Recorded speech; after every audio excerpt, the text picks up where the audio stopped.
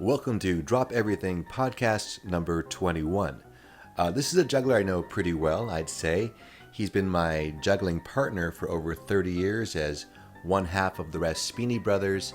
Today's guest is the one and only Barry Friedman. But before we get to that, let's thank our sponsor, the IJA, International Jugglers Association. Information about this great group of jugglers can be found at juggle.org. Join the greatest group of jugglers in the world. Join the IJA. As always, I want to thank my engineer, the lovely Karen Holzman, and also all the listeners out there.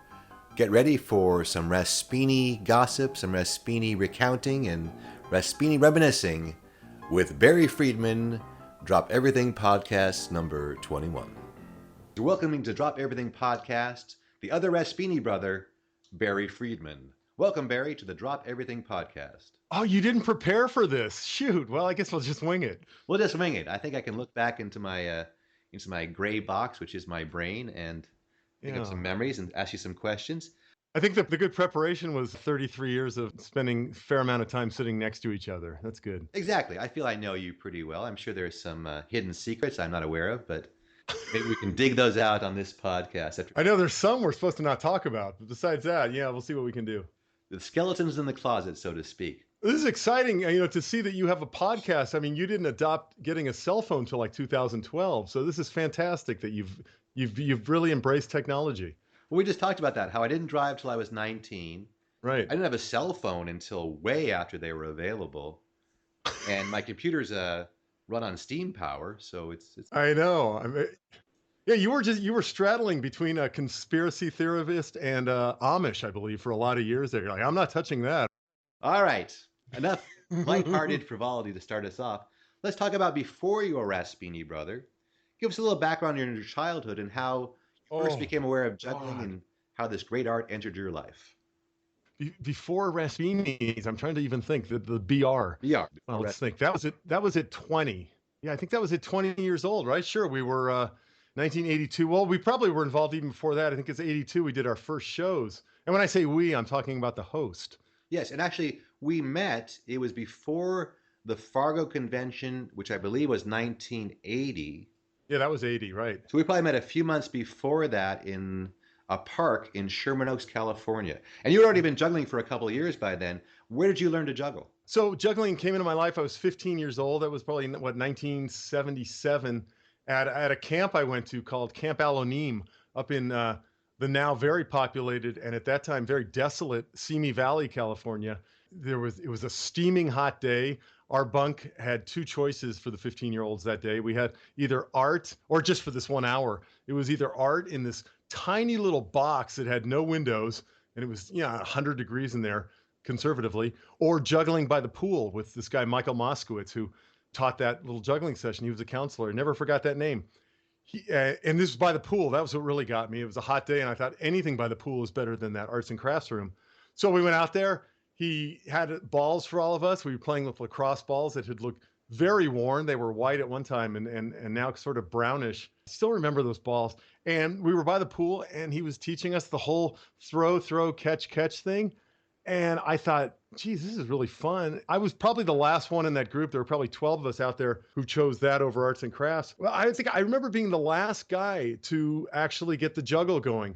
In that same group was Michael Boyer, who was the first partner that I did shows with. We were Ye Long and Wide Clowns, and we did birthday parties in Los Angeles, dressed up in bad clown makeup. It was terrible. We applied these juggling skills and really basic clowning that we probably ripped off from somewhere to birthday parties. And we did some parties in LA, and then just, slowly got involved in doing a little bit bigger shows and Renaissance festivals and maybe an adult show here or there. Yeah, it was that day at the park at camp, and I was the last one to learn and probably the only one still doing it. Now, were you involved with any kind of athletics? Why do you think it was something that was difficult for you at first? It just didn't click. Childhood, we've certainly had our talks on long drives and flights and trips around childhood. It was not a supportive environment for me. It was running away. My parents got divorced when I was about 7. I developed very, very low self-esteem. I was pulling hair out of my head, which may affect my current look. And I know your engineer will drop a nice picture of my bald head up there now. But I was, pulling hair out of my head, literally in little tied up knots, having to steal food and clothes and lie to my dad about what was going on where I was living. And it was terrible. So I didn't have any self-confidence. When this guy taught us juggling, I think other people just had a little more I can do it to their life, where my life was, oh man, I didn't know what I was doing at this camp. My grandma had sent me there once a year. She had sent us to this camp. There was nothing in my life at that time that supported you can do it, to have self-confidence, you can do whatever you want. It was very much a survivalist type childhood. I think I just didn't have self-confidence, because now when I teach people to juggle, I can certainly get someone doing 3 balls in a relatively short amount of time. Now, why do you think juggling stuck? Was there something about it? Because obviously you learned at the camp, but then you took it home with you and actually put an act together with Mike, who was a fellow camp mate. Why? What happened? How did it snowball like that? Sure, I can tell you the exact moment it happened. Mike and I and Mike Moskowitz, Mike Boyer, Mike Moskowitz and I, this was a camp for Jewish kids, which I didn't practice or anything, but my grandma believed in it. It was somewhat in her family, so she sent us to this camp. And it was on the last night of the camp. The three of us, Mike, and Barry, we did a thing called the Parshat Players. Parshat is a Hebrew word for Torah. So we took that section of the Torah, turned it into kind of a fun little skit, maybe 5 or 7 minutes, and it included some juggling. And I tell you, the people were laughing, they were clapping. It was the first time I had been personally responsible for affecting people in a positive way and making them feel good and laugh. And I never forgot that moment. I still have channeled that moment back many times when you and I have been in potentially stressful situations. I go back in my brain to that moment when I first saw people laugh and feel good about something I did. And it's very powerful. But I knew at that time I was heading back to the place where I lived with my mom, where it was just survivalist type lifestyle. So that was very impactful for me. I never wanted to let that go, and I intimately never have. I remember that story you were telling about when you were in your front yard practicing ping pong balls, and she looked out and saw you. It was not exactly thrilled.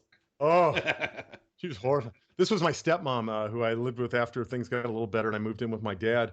My stepmom, she would look back and I was doing 2 ping pong balls in my mouth, and the look was one of disgust. Who I now have a great relationship with, my stepmom, but I think it was just that time, my low self-esteem mixed with spitting balls out of my mouth. I don't think it painted a beautiful picture in her mind of where I was heading.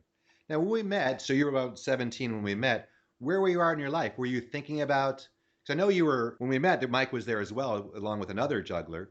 Yeah. Now, were you thinking about pursuing it professionally? And what were you doing at that time for work and your life at that moment? What actually was happening with you? I think I was probably still in high school when we met, but living at my parents' house, and so not really worrying about work. Maybe I was working. I've had one job in my life, and it was, well, I think I worked at a pizza place too for a couple months, like spreading sauce and cheese on gluten rounds. But at that time, I think in high school, I had a friend who owned like a big warehouse, and I was driving a forklift. I think I did that. The thought of professional juggling, it was like, I'm sure a lot of people who are listening to this podcast, once you find something that feels good and touches some piece of you, and you don't have anything better to look back to, that was very impactful. So I knew I didn't want to let go of it. I was practicing juggling as you were, to the point where the web between my thumb and forefinger was bleeding some nights.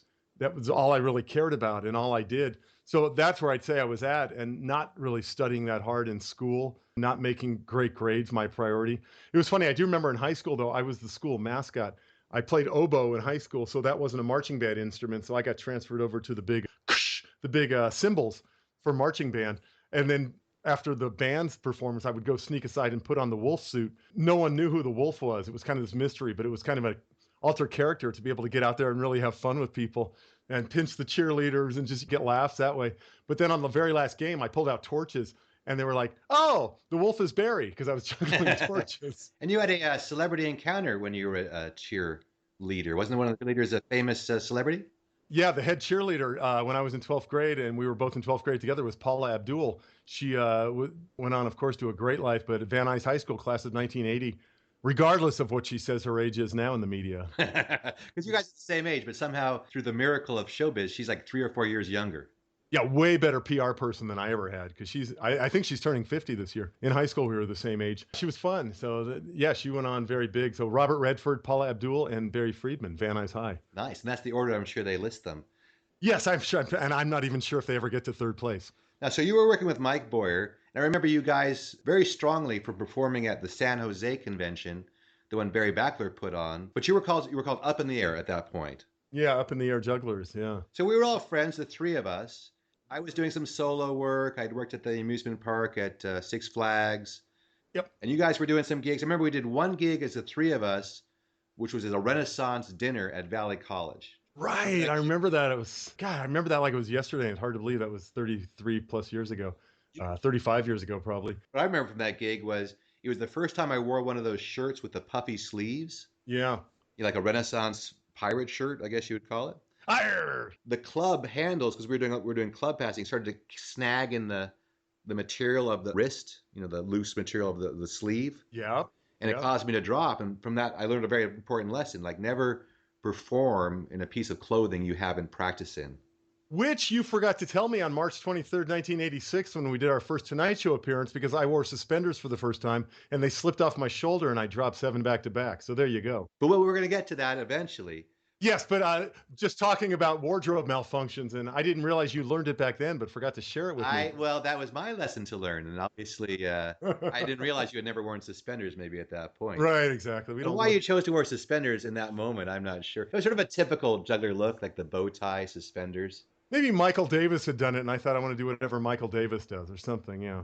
Well, whatever. We'll come to that thought later on. So now you guys were working together. I'm working as a solo, but at a certain point you came to me with an offer for work. What sort of led to that? And explain to the people what the offer was that we ended up doing. Let's see. So Michael Boyer, for some reason, wasn't able to get on the road, didn't feel like traveling or anything. We were doing the LA Renaissance Fair. I think he and I did either 1 or 2 years of it back in like 80 and 81, probably. Yeah. And then I said, hey, do you want to go do some of these festivals in the Midwest, the other Renaissance festivals? And he just wasn't into it. Maybe it was a relationship he had or whatever. You and I had about the same amount invested in our future. Let's figure out a way to do this. Well, I was cooking hamburgers. I was working at Raldo's. Right. And I was operating a vertical and horizontal levers on a forklift. So you and I didn't have much to lose. I think Mike was from a family where there was a little more mentorship from parents and expectations, where my dad was and stepmom were kind of showing me the door as you were. It was ready to get. You were probably living on your own already. Yeah, I left at 17. My dad, when I quit high school, I remember him saying to me, "Are you still here?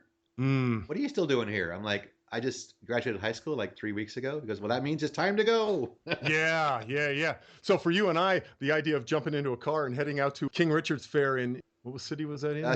Kenosha, Wisconsin. Yeah, it was Kenosha, right? Kenosha, But no contract, no money. right?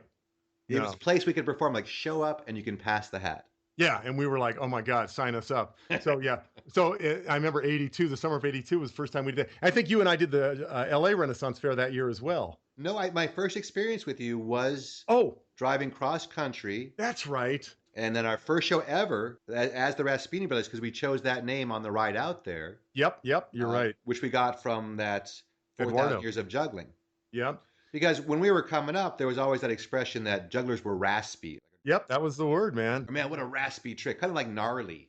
Yeah, kind of like the newer gnarly, or there's probably some newer one that I'm just completely unattached to. We could have been the Narlini brothers or something. But then the book came out, and there was a juggler named Eduardo Raspini, the Don Juan of the circus ring. And we thought, Yep. Raspini, he's Yeah. got to be the raspiest juggler of them all. Yes, exactly. That was pretty much the thought process. And it sounded Italian. You guys are listening to two guys piece together a history, and I completely agree. Yeah, '82 was the first because I remembered Chicago. That was kind of our first real shows, and man, there was some kind of chemistry that happened right off the bat that escalated us through the ranks of that, going from crappy spots to having good spots, having big crowds, eventually turning into a 30-plus year collaboration. And I felt the connection that I never felt in that first partnership from the very first show. For one thing, you had stage presence, and for the bigger thing, not to say anything about Mike or me, but neither of us had the stage presence. The differences in character. There was a yin and yang. There was a salt and pepper to play with there, whereas Mike and I were just trying to be two of the same guys. Well, I remember what the owner said to us, John Mills.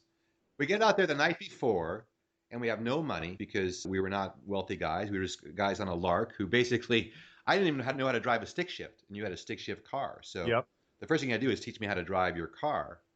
Because, like I said, I didn't get a license until I was like 19. So it was just very recently that I'd even been driving. But when we got there, so the night before, we stayed at the steak pita booth. We slept on the floor. Yep. And we woke up in the morning covered in flies. So that was the inauspicious beginning of the Raspini Brothers. Yeah. We went in to meet with the owner. Who I don't even know if he knew we were there. No, I think he had known we were coming. That maybe Cliff Spanger or whoever had arranged this job for us, had said, "Oh, there's a place for you to perform if you want to come out to Chicago." And we get there and he said, "Boys, first off, let me tell you something. I don't need you here. You can be here, you can work, but let's just know I don't need you. So if Yep. anything goes wrong, if there's any problems, basically you're gone. Yep. So that was how we started. It was basically we had no money, we had no place to stay. We had a guy who was saying, "You're not even that welcome here. We can be here, but just don't screw up." And if we hadn't made that first show work, I remember the first show, Cliff Spenger, who was a rope walker, told us we should pass the hat before the final trick because everything there was based on hat. We got no pay. It was all we could make in the hat. Yeah. Before we got paid for the festivals. Yeah. But his thing was he was a rope walker who his last trick was would climb a inclined rope up to like a 20, 30-foot spot up in a tree. Right. Made perfect sense for him. Yeah, it took him a while to get back down. So sure, he would pass before he did that trick. So I remember we stopped our show and our last trick was just going to be like a pass around with knives. Yep. This was before we even did the combination part of it. Right. Not really a huge motivator for people to say, oh my gosh, let me give money. But I do remember that it worked. Like we got some money, then we did the trick, we passed the hat. I remember thinking, we're going to survive. We probably made $60 or $70. Not a huge hat. Mm-hmm. But I think at that moment we realized, okay, we have enough money. We can stay through this experience somehow because it was a 6-week engagement. Yeah. And then, of course, we stayed with a gentleman who had a very interesting experience because we stayed in the basement of his house. Oh my gosh. I don't know if maybe I'll tell this story quickly.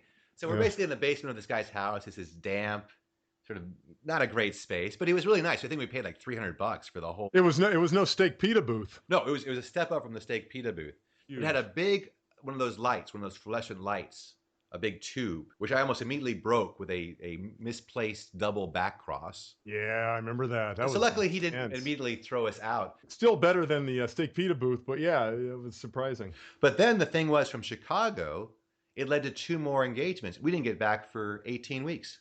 Yeah, it was huge, man. That was just a huge chunk of time. Unfortunately, we didn't have any commitments or anything. So Yeah.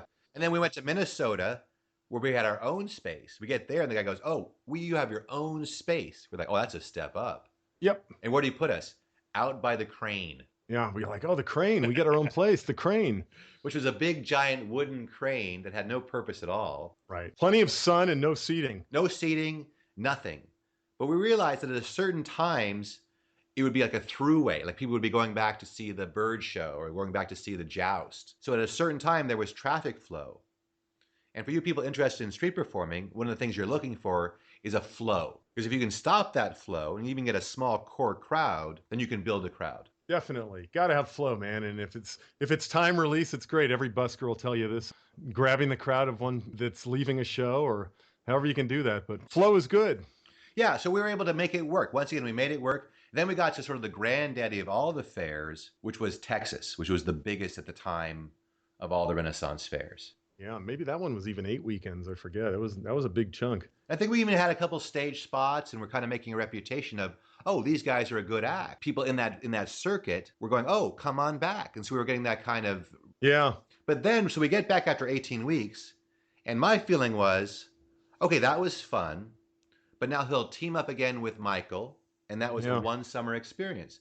So Yeah. what happened that led to the breakup of the other act and actually you saying, okay, I'm going to stick with Dan? I think it was after we got back. Because you guys went to Mardi Gras. Was that the. Yes, that's what I was just thinking. I hadn't thought about this in 30 years, I bet you. But we got back probably, November, December early. Did we go do Galveston that first year? Probably not. No, I don't think, not the first year, but that was a fair that we did because Yeah. it ran like the weekend or two after. Right, it was easy. I remember one year we went to Mexico just to hang out and party for a week between. We went to Isla Mujeres. Yes, Isla Mujeres, right, Isle of Women. Anyway, so Mike and I we got home from that first year. Mike and I had heard about Mardi Gras, that there's a ton of people. We went down there and thought this will be a great place to street perform.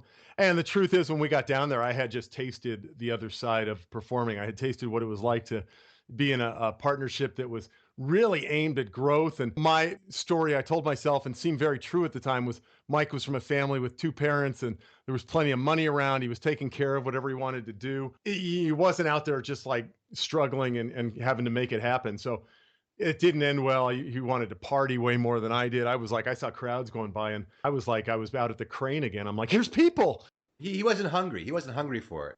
Right, not at all. And you were great. And we shared that very much. We had that great line: if there's money and there's people, let's make sure we leave with the money. As if money's there and we're there, let's leave together. Yeah, that was, yeah, you worded it more poetically. But yeah, we always had that attitude. And that was what I had tasted and what I wanted. So it was clearly over. I think I even, maybe Mike flew home or I flew home from New Orleans early. Those were the days when you can just go to the airport and fly home early, even if you didn't have your ID.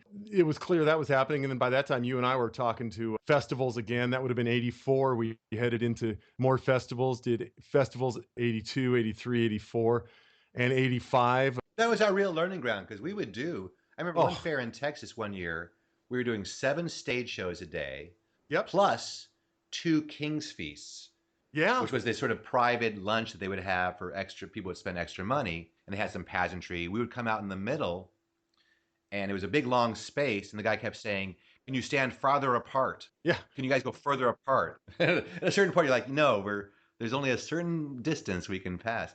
But that was 9 shows a day. And it's funny, man. People come up and try and just get a showcase or get on. It's that training ground is so invaluable. The Renaissance fairs. Penn Jillette was on the Penn and Teller were on the fairs the same years as us, who have gone on to be slightly bigger than we are now. Slightly. But yeah, but they were training, and Penn had a great line. He said, "If I'm not coughing up blood Sunday night, I didn't work hard enough," and just loved that line. I mean, I really took that to heart.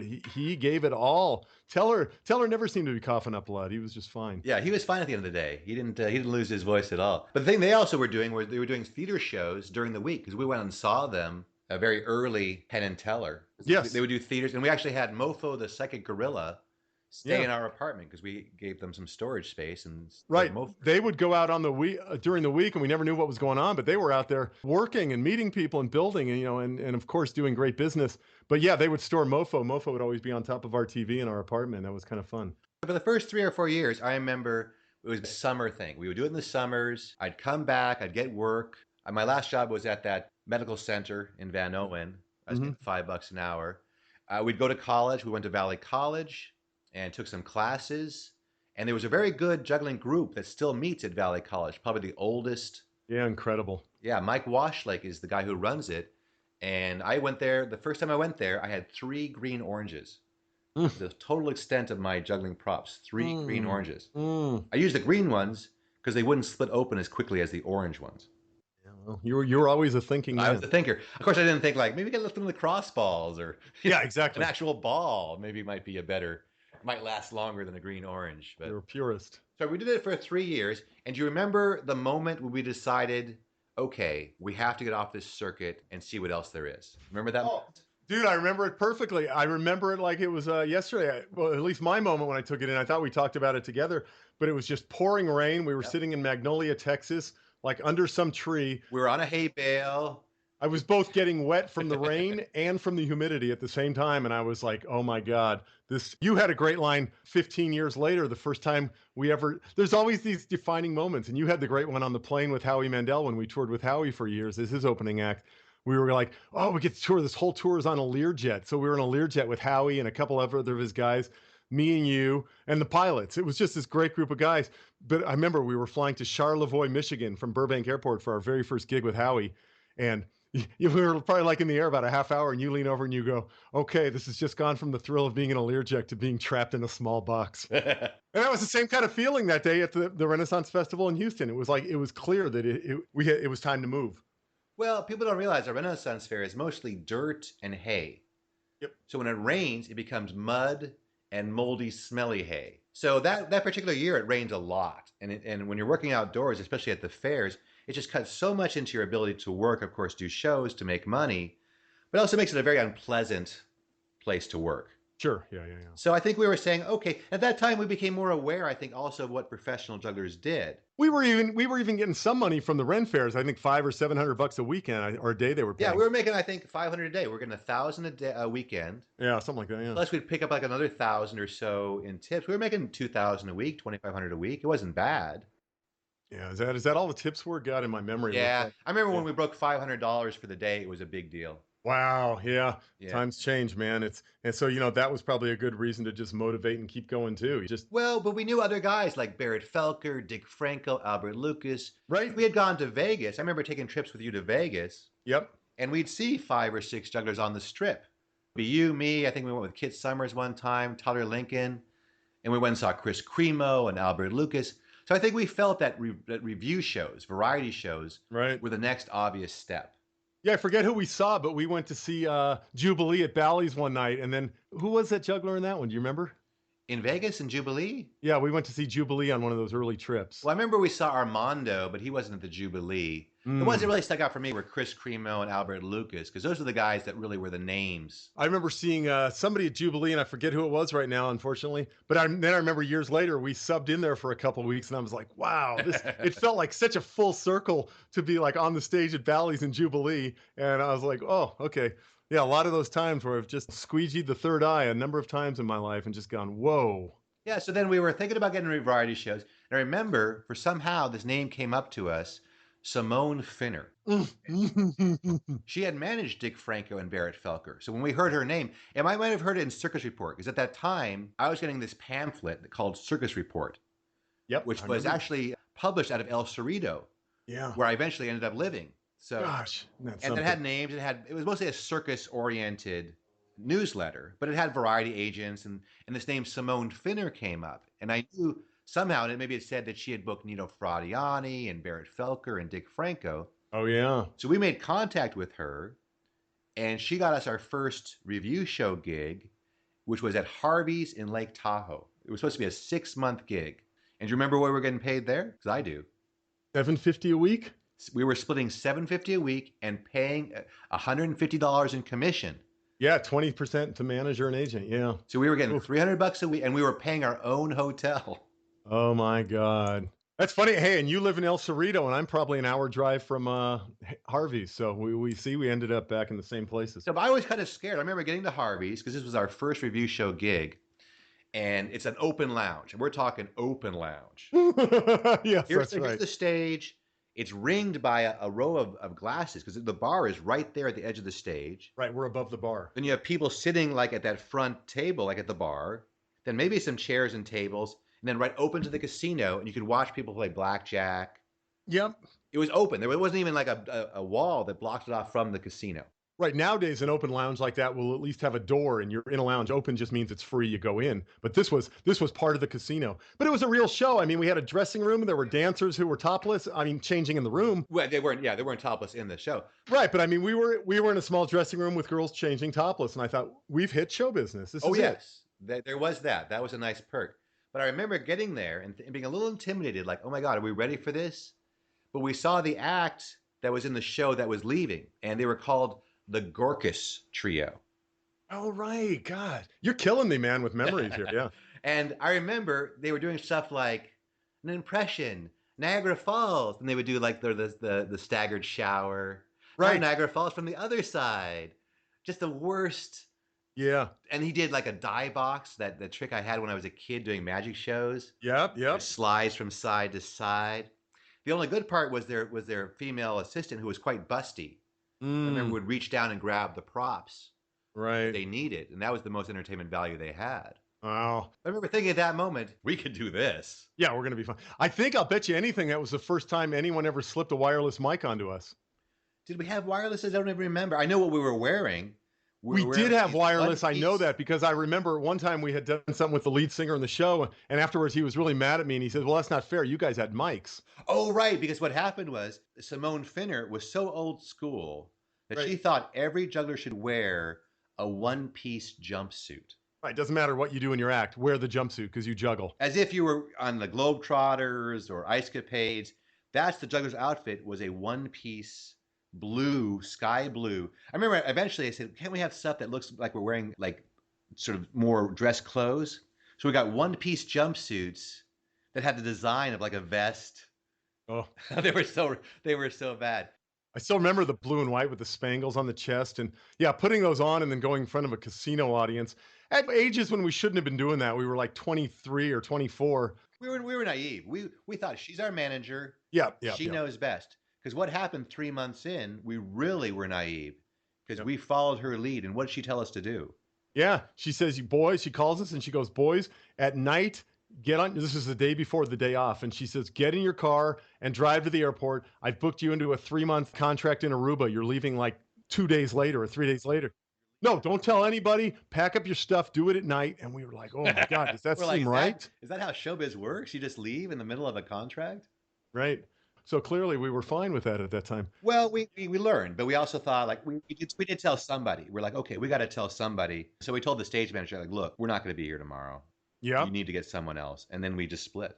Yeah. It was horrible and a bad thing to do. And I think, we went back to, I remember we went back, I think it was probably what, 90, we started opening for Robin in Yeah, they 86. said you'll never come back to this town.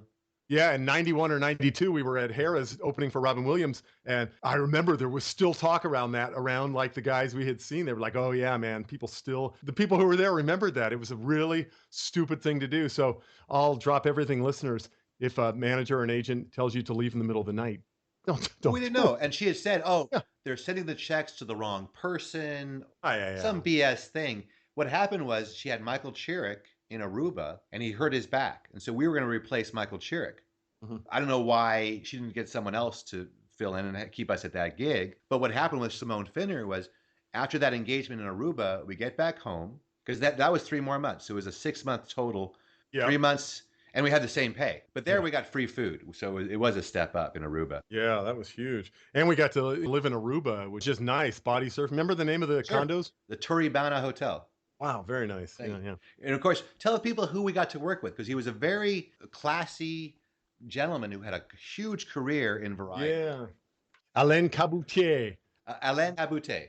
who did Ione, this really old form of automation. It was incredible. Yeah, he had this acrobatic puppet that did acrobats and flips, and he was remarkable and such a classy act and such a little kid off stage. I mean, here's this guy, he had Parkinson's. He was probably pushing 70? 60, yeah, mid 60s, late 60s. Yeah, and he's body surfing with us and having water fights with us and laughing, and then you go on stage and he was this total just gentleman. Yeah, his hands would shake because he had Parkinson's. Yep. And he had to go in this little booth. Yep. And he had to do this very intricate mechanical because the puppet had no electronics. It was all mechanical.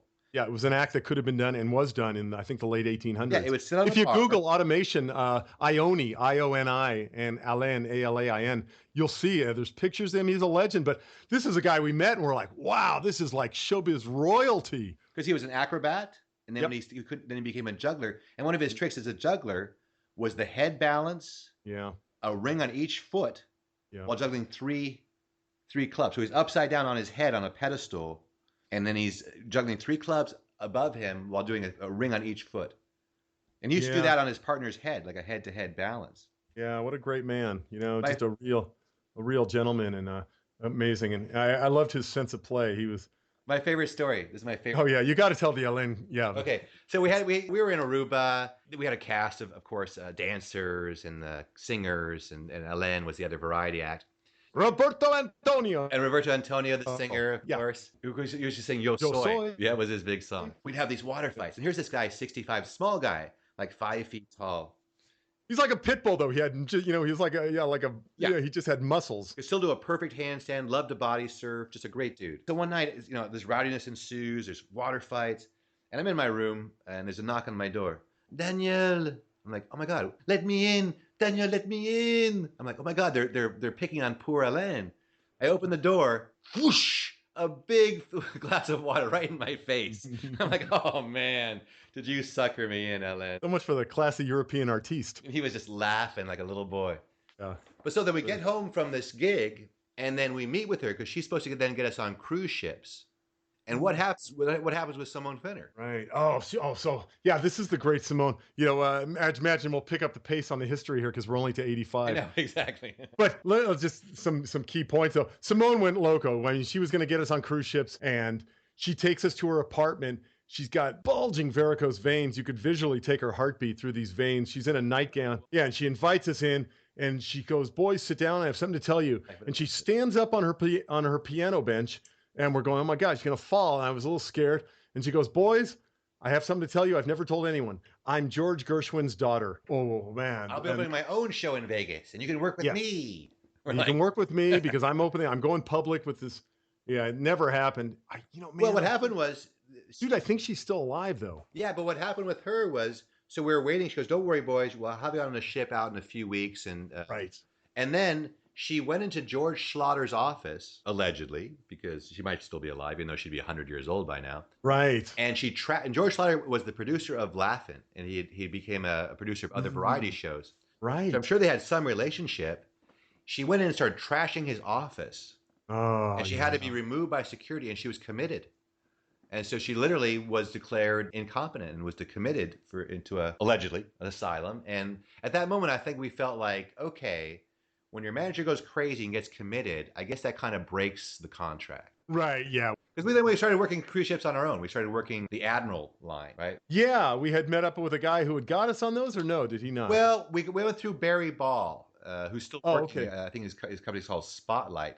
Yeah. And there was a Spotlight. couple of Yeah. ships that went out of San Pedro because we were both living in Los Angeles. Hmm. And we started working on the Star Dancer and the Azure Seas. Right. Yep. Were the two ships of the Admiral line. God, so different than today's cruise ships. Just these little Oh, crappy yeah. alcohol serving bins, and the ceilings were low, and Yeah, terrible yeah. stages, terrible accommodations. But I think the money was better. The money like doubled. I think we were making like 1,500 a week at that point. Was it? Yeah. Yeah. Something like Of course, we were paying commissions and everything. But I remember then, so we started doing some cruise ships. We also started doing some work in LA. Like we did a show called It's Magic at the Variety Arts Theater. Remember the It's Magic? yeah. And which led, of course, That's to right. the show. Sure, that would have been. I think we started that in February of '86 because I met Annie right before I met my wife now of 27, 28 years. Right before that, she came to the first time we ever saw it. We saw the cast before us. Yeah. And I picked up Annie. I was a friend of hers, and we grabbed Annie on the way in. And yeah, that was amazing. That was the first night meeting her. And yeah, then we were in It's Magic. That began the rest of the chapter called The Rest is History. Well, Yeah. what happened was they were putting together a show of street performers called Hats Off. It was going to be a show with a host and then a lineup of great street performers from around the country. Man, that was a great show. It was a great show. A lot of good acts. Matt Plendle, Johnny. Yeah, Johnny Fox, Matt Plendle, Biker Bob. Ed Alonzo. Ed Alonzo, yeah, I've certainly gone on to do things. Larry Clark, who I think is still performing. Ken Sonkin, who's a huge successful director. Ken Sonkin.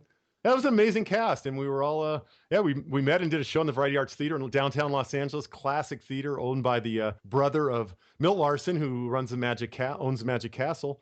I don't know if he still owns it, but certainly runs the Magic Castle. He's still involved because I met him recently, and he's not involved in the day-to-day running of it anymore, but he's still a figurehead of some sort. But that was the show that changed everything because. Do you think the Variety Arts Center is still in LA? Oh gosh, I don't know. I haven't heard about it for years. I'm sure it's not doing what it was doing. Right. Well, it's funny. It wasn't even really doing what it was back then. Hats Off was like a rekindling of that theater. Because it was downtown Los Angeles wasn't a place you wanted to have a show because people Right. didn't Oh want my to come gosh. to downtown No. Los Angeles. Yeah. Many times coming into the theater, I was accosted by homeless and people Sure. wanting money as I was going into the theater. But that was a show because Milt Larson, the owner, was also friends with Freddie DeCorbita, Yep. who was a producer on The Tonight Show. So they wanted to try to get at least one act from that show onto The Tonight Show. And that was around the time that I saw an ad in this Dramalog, which was another entertainment magazine. And it was a guy, it said, looking for acts for cruise ships. Now, was Joe the one who got us on the ships? Because that was the ad. Yeah, I thought that was the connection. Yeah. That was the connection. Because in the Dramalog, there was an ad that said, looking for acts for cruise ships, management. And I remember we invited him out to this Hats Off show. Mm-hmm.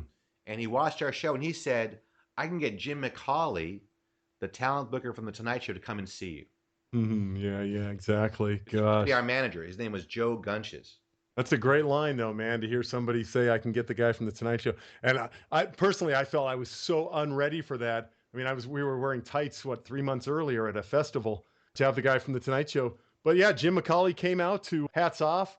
And I'm pretty sure it was a guaranteed that one act from Hats Off was going to be on The Tonight Show. A lot of things came together. I think also we were getting some vibe because I remember meeting Mac and Jamie for another comedy team. And they said, we were the ones who told Jim McCauley about you. So there was quite a sort of a convergence of people talking about our act, them wanting an act on the show, meeting Joe Gunches, who was able to get Jim to. And I remember doing the show and thinking, I didn't see Jim McCauley. And not that I would have known who he was, but I thought he would have come backstage or whatever. So I figured he wasn't even there. Right. Yeah, we didn't. Yeah. But of course he was there. We heard from Joe that he liked our act and wanted us to come down and meet him at the studios and talk things over and run through what we would do if we were on the show. So remember that first show, we were going to do just our club passing routine. The idea we had was that we'll come out, do a couple opening lines, and immediately invite Johnny to help us. Because I think we were intimidated. I think we thought, well, the sooner we get Johnny out. But this is why he was Jim McCauley, because he said, Yep. Didn't you guys do that thing with the apple and carrot? Didn't you do something else? Because why don't you establish yourself first, do a bit first? I hear more and more comedians. I listen to the Carson podcast, and you listen to any of these comedian podcasts, and they always talk about how Jim McCauley had such an eye for what would work on the Tonight Show, and it was no wonder he had such a long career as a talent segment producer for the Tonight Show. He could pull it out of you. He knew our set way better than we did, and he said, "Do this, do this, do this," and in you go. Yeah, and then I remember, so we get our date, and this really was, I think, sort of the start of what I call the real Raspini career. So we had our preliminary, our stuff that got us ready for this moment. And I was lucky in that I never really watched The Tonight Show. When I was a kid, my thing was, I want to get in Guinness Book of World Records, and I want to get on Circus of the Stars. Right. Because you know me, I'm not a late night guy. So I never really would. I knew, of course, Johnny Carson and when Air Jazz was on, or Michael Davis. Sure. But I never really even thought of it really like that's a show I want to get on, because I just never watched it.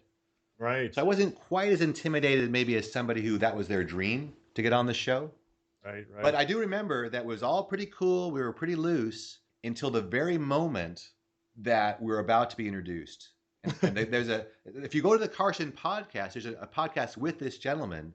Yes. He was the man. I don't know his name. My memory's not that good. Yep. Same man. Yep. Who would open the curtain for the guests. And he did it for years and years and years. Oh, yeah. And I remember it was such an incredible thing to hear that podcast with him, because he was talking about it, and I was like, oh my gosh, I remember every single thing this guy's talking about right now. I remember we were joking around, we were kidding around, then all of a sudden, like, it hit us. And he could see that, and he goes, boys, don't tighten up now. Yep. And that was Irving Davis.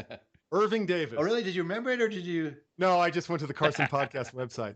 But yeah, that's the guy. Great episode. And we were lucky in that it was a spring break crowd. So I remember going out, and we did like our first joke, which was probably ill-planned, because it was like, we're the Raspyni Brothers and we're Beatrice. Yeah. So it was a big ad campaign at the time, something like that. Yeah. I remember we got a big laugh, and we were like off to the races at that point. We were off to the races. It was just like, oh. Yeah, we were back in front of a Renaissance Fair audience, and it felt so right. And that was very good. It's like, they're buying this. I can't believe they're buying this. Yeah. But then, like you're saying, we had a couple of drops. One of them could be attributed to the fact that you were wearing suspenders. Yeah. And they started to slide off your shoulder. Yeah. And then you try to shrug it back up onto your shoulder. While juggling. Juggling. Sure. Why not? And then becomes, in my mind, the most important catch in the Raspini brother career. Wow. I don't know if I know this. Oh, I think I've told you, because when we started doing 7 back-to-back. Yes. I would have a problem over flipping. I'd start to tense up. My arm would get all tense and lose all sort of feel. And I would just start barbarically throwing the clubs, and they would become more and more flipped. Right. So we do the trick the first time, and I don't know if I was over flipping, but whatever it was, we had a drop. And then I'm starting to get a little bit nervous, obviously. Right. And so the second one, you can watch. Every throw is getting a little bit worse. Oh yeah, they were exactly. It was just getting a little more and more over flipped each one. But the very last throw, I think if we were doing 10 throws or 7 throws, whatever it was, probably 7. You caught as a perfect 2.5. Oh. Because I went back and I thought, and then we finished up. We did the stack up, caught between the legs. Yep. You got a big ovation. Everyone successful. Of course, got invited back. My feeling was, if we had dropped on that second try, either we would have just sort of gone on to the ending anyways. But if we had to try it a third time, oh man, that's hard. I don't think I could have handled it. I just don't think. And imagine if we had just sort of fallen apart at that moment, and that would have been the end.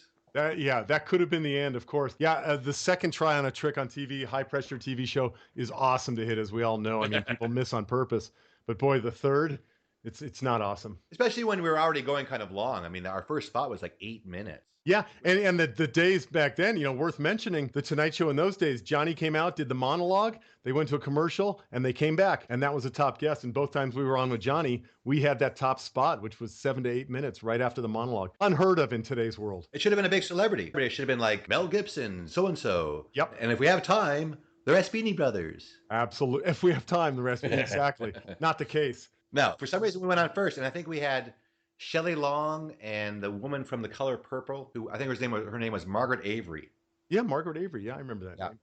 And then, of course, that led to our first real engagement in show business, I think, because Yep. what that led us to, that led us to a very good job. Yeah, that led us to apparently Billy Crystal watched the Tonight Show at night, and he got in touch with the right people in the morning. And let's see, that was March 23rd, and I think we started opening for Billy that summer because then we opened for Robin, his buddy, starting October. So yeah, I think it was August. We probably went out and did a 10 night or something. Yeah, our first gig was 1 week, Atlantic City. 1 week, and I think we made 10 grand or something. We got $10,000. So for you people listening, and room, food, and beverage, which a lot of things change. And I know it doesn't happen that way on TV nowadays that much anymore when you're on a spot, but boy, that was huge. That was all of a sudden a 5-digit check, being flown somewhere, being fed, put up in a great hotel, all the drinks we wanted to sign for, hanging out with celebrities, real spotlights. yeah, Yeah, it was very real all of a sudden. And thank God for all the past we had had. To me, no more stressful or different once that first laugh happened than any Renaissance Fair show. that's a tough spot. The opening act's a tough spot. They're not Yep. there to see you. But that really led to probably the bulk of our career over the next, what would you say, 7, 8 years? Sure. And that was, you and I both have a great collection of autographed juggling clubs, 25 of them or something, all from celebrities that we opened for. We became very well known in that world is because we were funny, yet not topical. Yep. And we knew how to hit time, man. Like some people we opened for, I think it was Tony Bennett or Dean Martin. It was Tony Bennett. Yeah, he was like, his manager said, Mr. Bennett likes to walk out of his dressing room exactly when the show, at 14 minutes after. Yep. And he likes to not break his pace and walk on at 17 after. So do 17 minutes. And Yeah. I mean, that got us in, and we were very good at hitting our time. I don't remember a time when we ever really went over. Like you said, for the comedians, because we got to work with all the big comedians, Yeah. we had a funny act, but we didn't step on their toes. We didn't talk about girlfriends or politics or the economy. Yep. So we opened up, and who was your favorite? Who did you think had sort of the best show, or what was from that moment? Let's try to pick a couple key experiences. Sure. I learned a lot from opening for everyone we opened for about professionalism, about show quality. Hey, from Patti LaBelle, quite often there were 3 white people in the room, you and I and her manager. And I remember, not in the room, but in the theater. I mean, do you remember have that memory? I remember what she said to us. She said, because we went in, and I remember saying to her, "Oh, it's so nice to be working for you." Oh, And she said, "Honey, you're not working for me. Yeah. We're working together." That was classy. If this was a video podcast, I'd hold my arm up, but I have goosebumps like on both arms right now because I remember something she did in the middle of every show. She would do this a cappella bit. We're in a 1,200, 1,500, 2,000 seat theater, and she would put the mic out and she would just sing about what was happening in her life. And to hear her sing, thanking the Raspyni Brothers, I mean, man, I would tear up in the back of the theater every time. I could not believe that was happening. The entire audience, we did cities like Detroit, we did Washington, D.C., Atlantic City, places like that. And her audience was all black and wonderful, great. But I remember there being a very intense story I was telling myself about, can I get in here? Can we get in here and win them over? We're clearly the white elephants in the room. How do we deal with this? And I remember you and I just bringing everything we learned from gathering crowds out by the crane or at a big festival where you just had to compete. And we brought that. And within the first 10, 15 seconds, we won. We were there. That was a big feeling for me to be able to do that. But so I learned from opening from her, not to judge the audience, but to go out in something you came up with, which was no matter how bad an audience is, treat them like the best audience you've ever had. And that's always been a real staple for us. I always say, if you pretend an audience is good, sometimes they're fooled into believing it themselves. Yeah. And they actually take on, because as long as if you go like, "Oh, this crowd sucks," and you Oh guys, my gosh, yeah. "Come on, you guys," then they kind of resent you. But if you just sort of like play along, like, "Hey, this is great, aren't we having fun?" And Yep, they do. kind of start having fun, yeah. And then from comedians, there were, of course, more lessons. An interview with us would not be fair unless we mentioned the great influence we got from an act called Puke and Snot. Oh, We yeah. used to watch them. And for me, they were real teachers of character, of each performer bringing something to the mix instead of just being the same. Mark and Joe were amazing, and I learned a lot from watching them. Learned a ton from Robin Williams. I think over the course of 6 years, we probably opened him from 86 to 92. I have posters and a couple here in my office of opening for him all these years. And I never missed a Robin show. I walked right from where we were on center stage right into the wing, and you and I both just grabbed seats. And Yep. that was like master's class, how he could be so comfortable to literally close with something one night and the next night walk out on stage and you hear him open with it and you're like, oh my God, who does that? Who has balls that size? I And remember the lesson I learned from him really specifically was this idea that he had this huge library of material in his head that he could draw upon. yep. So it would appear very spontaneous. If someone said whatever it was, cocaine or college or whatever it was, he was able to go into a bit that a lot of it was something he had done before, but he's able to make it seem so spontaneous. Oh, quick. And then you realize doing a spot, like we started doing a lot of TV spots that were only Yep. 6 or 7 minutes. It was like, why not steal from yourself? If you have all Mhm. this material, move it around. Yeah, it's not like this joke has to go in the club routine. This joke has to go in the. So we were able to move stuff around, and just watching him was really a. Oh, that's right. That's really interesting. I never related it to coming from there, but that's Yeah, yeah. I mean, we would grab jokes from other routines and go, "Oh, this will be perfect. Let's do this bit with these jokes." So I remember on a few TV shows, we would go on with something relatively new of and course. just grab jokes that that we knew killed. So Because during that time was the comedy boom. I mean, we really yeah, hit it lucky in that we got on the Tonight Show, which was actually our first show, which was yeah. not the way you want to plan. You would like to have that like a build up. You do Comic Strip Live. It did make Merv Griffin simple. Yes, we did Merv Griffin, Comic Strip Live, Yeah. Caroline's, Evening at the But Improv. yeah, we were always like, well, we got the Tonight Show in our belt, and that was kind of a fun thing. And then doing the Tonight Show again a few months later. One of my favorite things I want to mention about Robin, though, and I don't know if this made a big memory on you, but was the fact that before every single time, no matter how big the stadium, and they were usually university stadiums, 3, 4, 5,000, 6,000 people, he would grab the mic Yeah. from backstage and introduce us in some funny voice. I got a couple of Russian boys. They're my friends. They came all the way from Moscow. Yeah, the audience is like, holy cow, Robin's introducing these guys, man. He's not just backstage in the limo hanging out. And And you can hear Robin Williams laughing. If you've ever performed, I remember Robin yeah, laughing backstage. It's the sweetest music in 33 years on stage to me, is just doing some joke and just hearing that cutting laugh coming from the wing right behind us. And I was like, wow, what a trip. A lot of transformation, man. yeah, so for like 7, 8 years, we did Billy Crystal, and we got to do some old school guys like Dean Martin. I remember they said, "Don't talk to Dean Martin. Don't approach him. Just don't even look at him." Yeah. We were like, "Oh, we got to talk to Dean Martin." So the very Yeah. last day, and he was very nice, very cordial, but he had He was lost his great. son, Dino. And the last thing he said was, didn't someone tell you not to talk to me? And I love Yeah, that. he said, Yeah. "I'll sign your clubs, but then I'm going to break your arms." Yeah, Well, exactly. that's Frank Sinatra. I think he said that. Yeah. Who we never got to open for. That was my one big regret of everybody. If I could have Yep. said, I would have liked to open for Sinatra, even though I'm not a fan necessarily. Right. But that was the name because you had Michael Davis, You Tom know, Dreesen. Tom had that gig sewed up. Yeah, No one was getting that. yeah. And then so then at a certain point, the opening act market starts to die. It really just starts to diminish Right. to the point of non-existence today. I mean, maybe Yep. someone takes their friend out with them or whatever. Yep. But it used to be like, and what happened was, I think in the casinos, they realized if they get the people out into the audience, and we're only doing like 15 minutes, but if we get them out in the casinos 15 minutes earlier, not only do we save on the opening act's fee, but we're making millions of dollars. Yeah, they had a number attached to each minute. I remember some of the opening acts were a little longer. Did we get Yeah. 30 with some people? Well, when we did like Robin Williams or Billy Crystal, we usually would do our act, then there'd be an intermission. Yeah. Yeah, right. Intermission. But in the casinos, we mostly did like 15, 20. Gotcha. Yeah. Yeah, because in the casinos, you were just to help people finish getting seated and make it so the headliner didn't walk out to a cold crowd. And the only act that ever made us change our act and actually shorten it. Name her. Well, we started doing 30 minutes. Yep. And by the end, we were doing like 10 minutes. Yep. Because the performer was doing so badly with the audience and with the press, she wanted to blame us. And that, of course, was the great Roseanne Barr. Who did the classy move of showing us a new tattoo on her ass. I got a tattoo on my butt of my husband. Do you want to see it? Like in the lobby of a very classy hotel in Detroit, I remember. my favorite Roseanne Barr move was we were working in Bally's opening for Tom Jones. And we were also going to be opening for Roseanne like a week later. Right. Yep. So our name was actually on like 3 marquees at a certain point in Vegas. Yeah, in Vegas, you could see our name on 3 marquees at one time. Because we'd just been somewhere else, like a comedy club or something. So Mhm. we were at Catch. Yeah. Catch a Rising Star, Roseanne, then we're going to open up for Tom Jones. And I remember At the Hilton, I think. It was the Imperial or the Hilton, and maybe it was the Hilton at the time. Yep. The entertainment director comes to us and says, he comes to our dressing room and goes, "Oh, wait till you see the dressing room you're going to get at the Hilton. Hilton. Much nicer."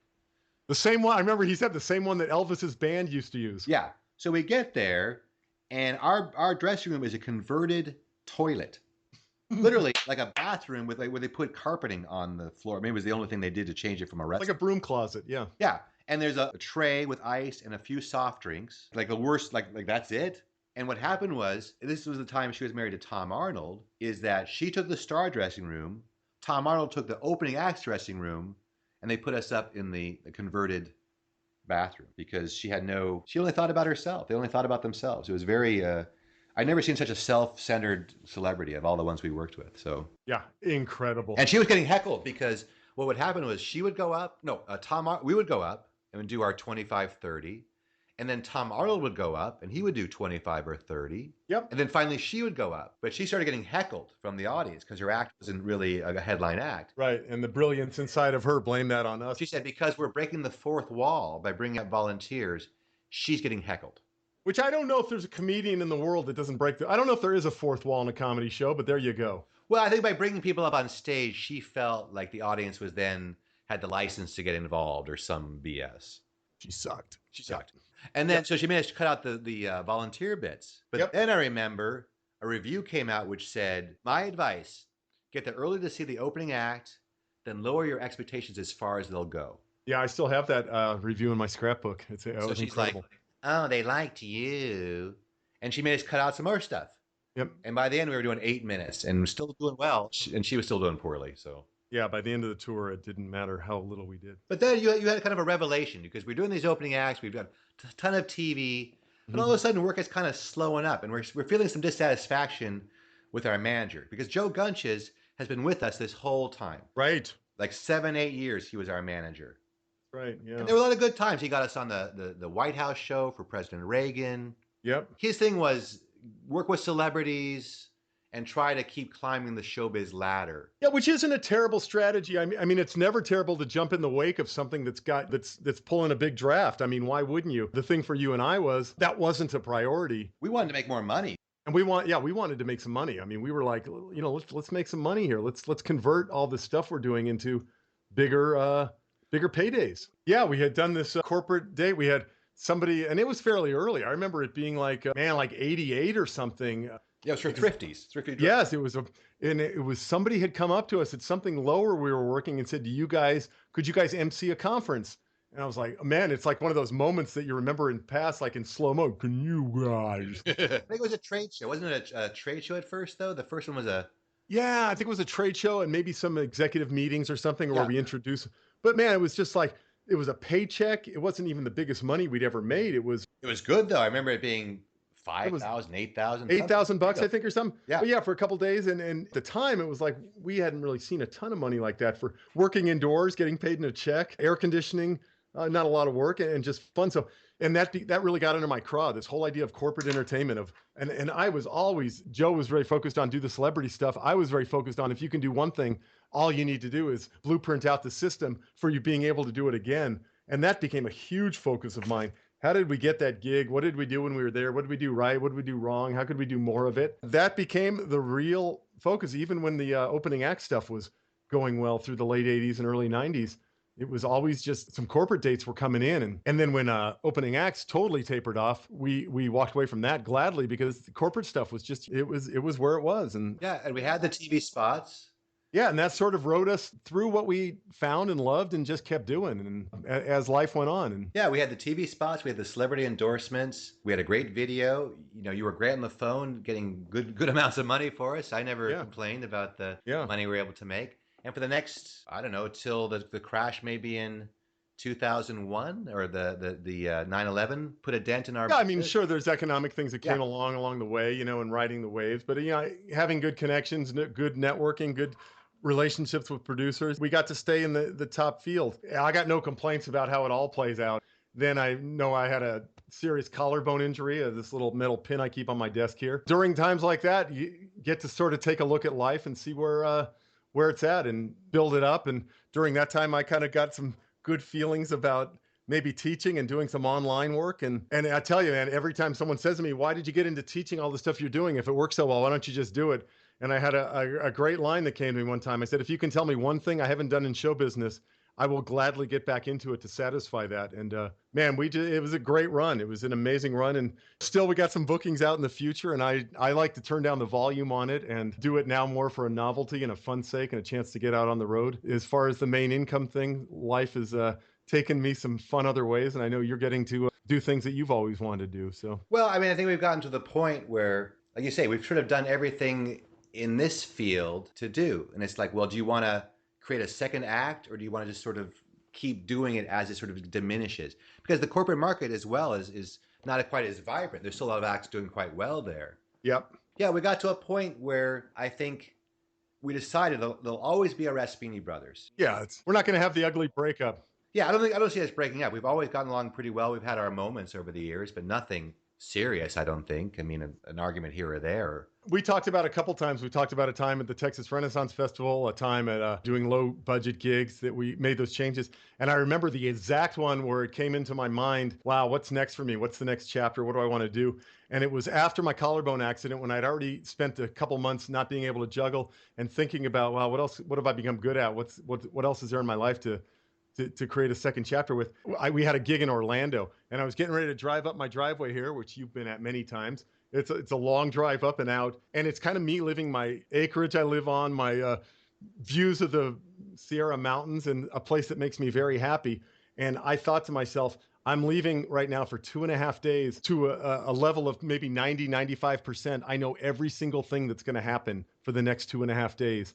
And that became very powerful to me as far as I'm not creating my next chapter. I'm just doing something right now for the paycheck, a good paycheck, but I'm just doing it for the paycheck. And during those few months in bed after my accident, I had come to a place where I just thought, I really want to realize more about life than just the next paycheck.